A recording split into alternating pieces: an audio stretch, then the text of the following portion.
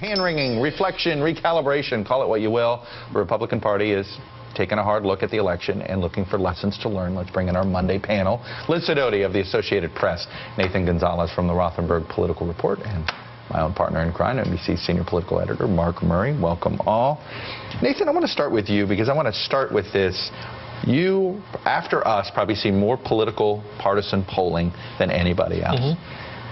What happened inside the Republican world of polling that led them to not see this coming? Because they really believed, they really believed they were going to win Senate seats and the presidency. Sure, and it wasn't just the presidential polls or the Senate polls. We're looking at it at the House level, and that's why when you look at our toss-up districts, almost all of them broke disproportionately Democratic, and that's because the Republican polling was a lot more optimistic than what reality was, and so it wasn't, it's up and down the ballot, and I think there's still discussions going on about what did happen. Was there any Republican pollster that you know of that got it right?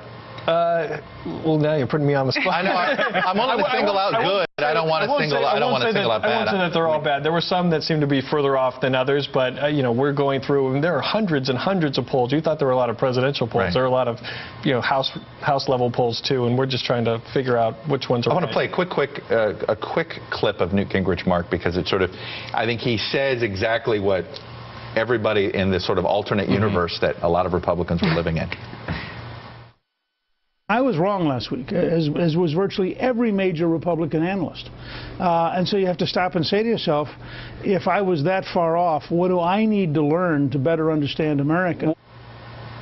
All right, Newt Gingrich, there's always two Newts. You're never sure which Newt you're getting. That's the Newt that sits there and says, hey, got to get better on immigration, got to get better on these things. It seems to be what they're saying. But that was the other part of this, was that Republicans were only listening to themselves about this election, which also left them stunned. Well, that's right. I mean, Jonathan Martin had a great piece in Politico today. It was almost kind of the conservative echo chamber that you were all believing. The Rasmussen poll showed Republicans were in the right spot. Drudge Report said, God, look, the Obama campaign has all these problems, and they weren't able to really see the big picture.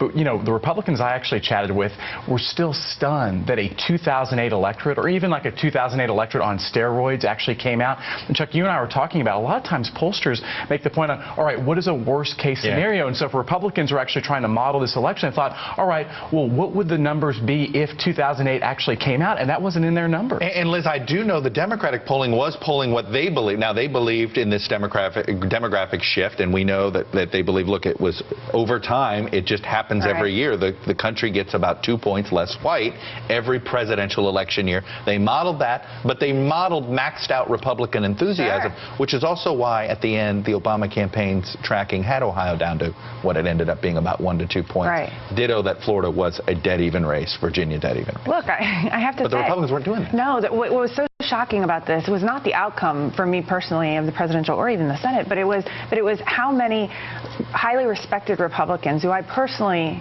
and professionally respect were saying to me right up until the end, we're going to win this thing. And you don't believe they were lying to you? No, I don't believe it either. They weren't lying. What they were doing was looking at polling that was based on a 2004 electorate with the assumption baked in that the Obama machine wasn't going to turn out that number. Not only that the electorate was changing, they didn't account for that, but they also didn't account for the dynamics of the get out the vote effort. Now, the Obama team looked at that electorate and then got out the vote.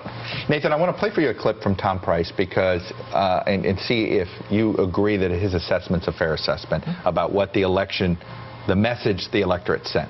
Here's what he said. It's a Republican from Georgia. I think what the election said is that the American people don't want unified government here in Washington. They want divided government, which means that we've got to get together and solve these remarkable challenges that we have.